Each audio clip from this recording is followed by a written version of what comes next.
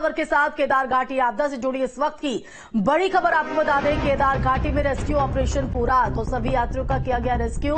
सकुशल निकाले गए 11,000 से ज्यादा लोग।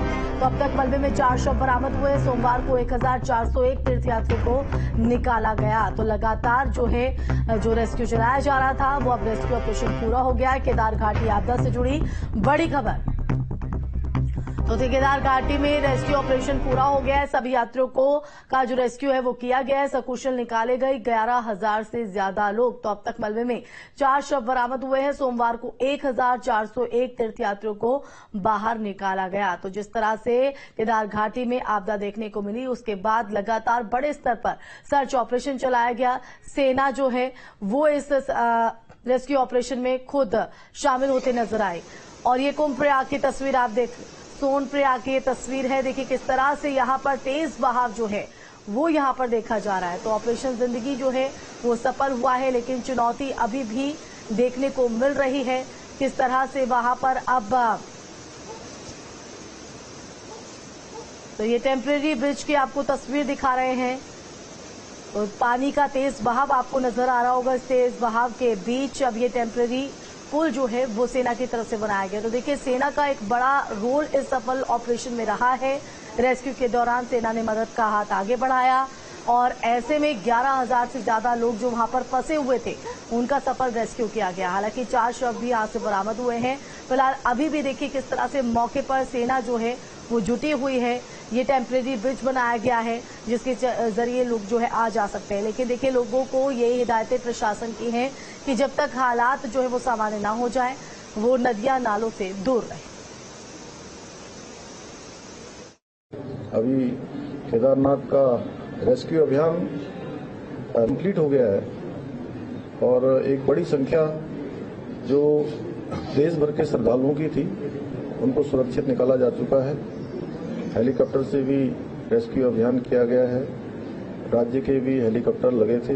इसके साथ साथ आदरणीय प्रधानमंत्री जी का, आदरणीय गृह मंत्री जी का मैं धन्यवाद करता हूं कि भारत सरकार की तरफ से चिनूक हेलीकॉप्टर, MI ये सभी हमको उपलब्ध हुए, जिसके कारण से हम सुरक्षित निकाल पाए। और अब हमारा पूरा फोकस है कि जल्दी से जल्दी जो मार्ग क्षतिग्रस्त हो गया है, पुल क्षतिग्रस्त हो गए हैं, भूस्खलन के कारण से जहां सड़क पूरी तरह से प्रभावित हो गई है, बह गई है, बिजली की लाइनें, पेयजल की लाइनें, दूरसंचार की लाइनें, उनको जल्दी से जल्दी ठीक किया जाए।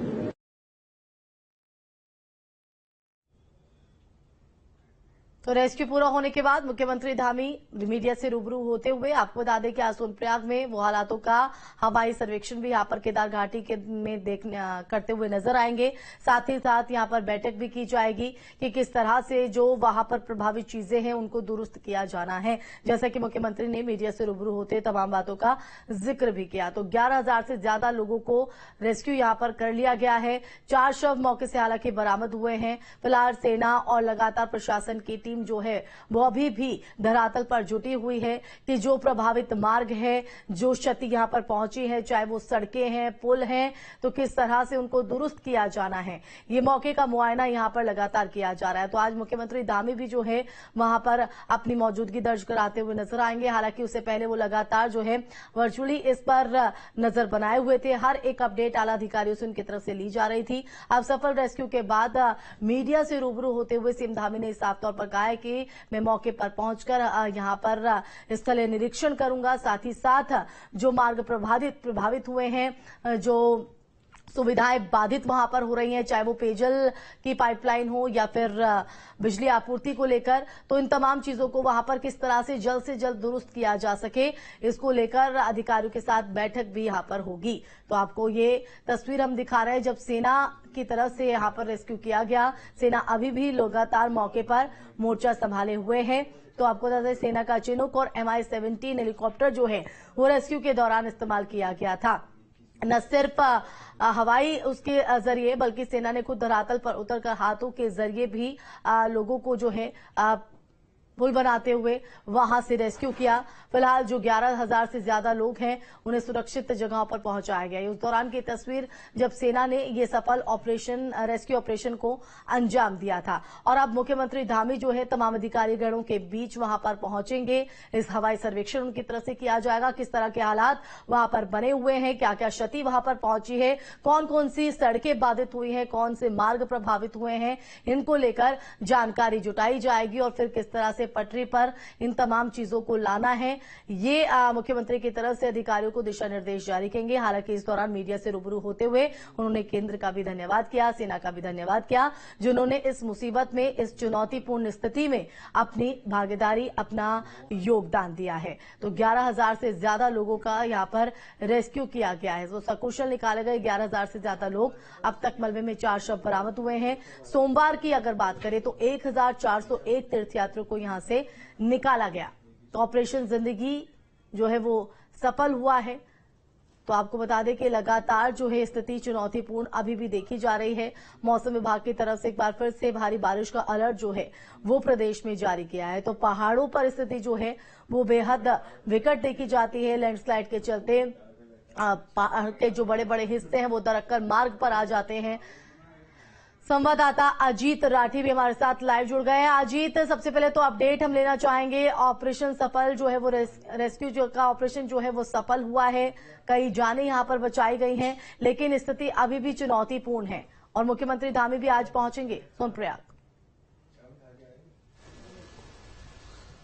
बिल्कुल, देखिए कल शाम तक तकरीबन 11,500 से भी ज्यादा लोगों को रेस्क्यू कर लिया गया था पिछले 5 दिन में। और पिछले 5 दिन में दिक्कतें केवल मौसम की रही है। मौसम की वजह से जो हेली सर्विस है उनसे रेस्क्यू करना बड़ा मुश्किल था, पैदल चलना भी मुश्किल था। लगातार घाटी में बादल लगे हुए थे, उधर से मलबा गिर रहा था, पानी के झरने चल रहे थे, तो लोगों के लिए जोखिम था। तो एसडीआरएफ एनडीआरएफ के जवानों ने एक बड़ा योगदान दिया। वो पैदल रेस्क्यू करके लेकर के लोगों को बाहर आए हजारों की संख्या में। और जितने हेली सर्विस से लोग निकाले गए हैं उससे 3 गुना ज्यादा लोग पैदल रास्ते से एनडीआरएफ और एसडीआरएफ के लोगों ने निकाले। और आर्मी भी मोर्चे पर उतर आई थी। तो अब चूंकि जितने भी वहां लोग बचे हैं, कमिश्नर गढ़वाल विनय शंकर पांडे का ये कहना है कि वो अपनी स्वेच्छा से रुके हुए हैं। जो भी 70-80 लोग हैं जो टेम्पल के पास है, बाकी बीच रास्ते में कोई नहीं रहा। रेस्क्यू पूरा हो चुका है और आज मुख्यमंत्री वहां पर तकरीबन 10:30 बजे पहुंच जाएंगे। 10:30-11 बजे के आसपास वहां एक मीटिंग शुरू होगी। वहीं आला अफसर मौजूद हैं, PWD secretary Pankaj Pande, commissioner Garhwal. बिल्कुल, मुख्यमंत्री धामी मीडिया से रूबरू भी हुए हैं। वहां पहुंचने से पहले अजीत और सीधे तौर पर उन्होंने सेना और केंद्र का भी धन्यवाद यहां पर किया है कि इस चुनौतीपूर्ण स्थिति में जिस तरह से योगदान दिया गया है, जिस तरह से लोगों की जिंदगी की जंग में यहां पर साथ दिया गया, उसका धन्यवाद, आभार व्यक्त करते हुए सीएम धामी नजर आए। लेकिन अगर बात करें, क्योंकि इस दौरान चुनौतीपूर्ण स्थिति अभी भी देखी जा रही है। चुनौती इसलिए चाहे वो पेयजल संकट हो, बिजली आपूर्ति हो, जिसका जिक्र भी सीएम धामी ने किया है, उनको दोबारा सुचारू करना, वो मार्ग जहां पर जिनसे आवाजाही लगातार लोग करते हैं, तो ऐसे में दोबारा इन तमाम चीजों को सुचारू कर पाना एक बहुत बड़ा चैलेंज इस वक्त सरकार के सामने होगा। तो हम चाहेंगे कि जो यहां तबाही का मंजर देखा गया उस दौरान क्या क्या बाधित रहा है, जरा वो भी बताइएगा। देखिए, सरकार के सामने सबसे बड़ी चुनौती केदारनाथ यात्रा का पैदल मार्ग है, जो गौरीकुंड से तकरीबन 18-19 किलोमीटर की पैदल यात्रा करके श्रद्धालु केदारनाथ पहुंचते हैं। और वो भीमबली के पास, लिंचोली के पास और 3-4 जगह वो पूरी तरह से विध्वंस हो चुका है। आप जानते हैं गौरीकुंड से केदारनाथ का कोई अल्टरनेट रूट भी नहीं है पैदल का इस समय। पहले पुराने टाइम में होता था, वो कहीं अलग से पगडंडियों से लोग आते थे, अब वो चीजें नहीं है। सबसे महत्वपूर्ण और सबसे चुनौतीपूर्ण कार्य इस समय पैदल यात्रा मार्ग को खोलना है। वो कैसे करेंगे, किस तरह से कर पाएंगे? बीच में 2 पुल भी महाबली के पास टूटे हुए हैं, उनको सेना की मदद ली जा रही है। वो बैली ब्रिज के जरिए वहां से आवागमन शुरू हो जाए। तो ये एक, चूंकि केदारनाथ यात्रा पिछले 6 दिन से रुकी हुई है और अगले 15 दिन चलने की कोई उम्मीद नहीं है, तो केदारनाथ यात्रा का पूरे देश भर में मैसेज जाता है। लेकिन ऐसा नहीं है कि यहाँ सरकार के सिस्टम की कोई लापरवाही हो रही है। यहाँ पर जिस जगह काम होना है वो इतनी चुनौतीपूर्ण है, वहां इंफ्रास्ट्रक्चर के साधन संसाधन ले जाना सबसे बड़ी चुनौती है। और फिर मौसम खुला हुआ होना चाहिए, तब रास्ते बनेंगे। इसके अलावा जो पेयजल आपूर्ति और जो सोनप्रयाग और गौरीकुंड के बीच जो सड़कें टूट गई है, मंदाकिनी नदी के किनारे वॉश आउट हो गई है पूरी सड़कें, उन सड़कों को बनाना एक टेढ़ी खीर है इस समय सरकार के लिए।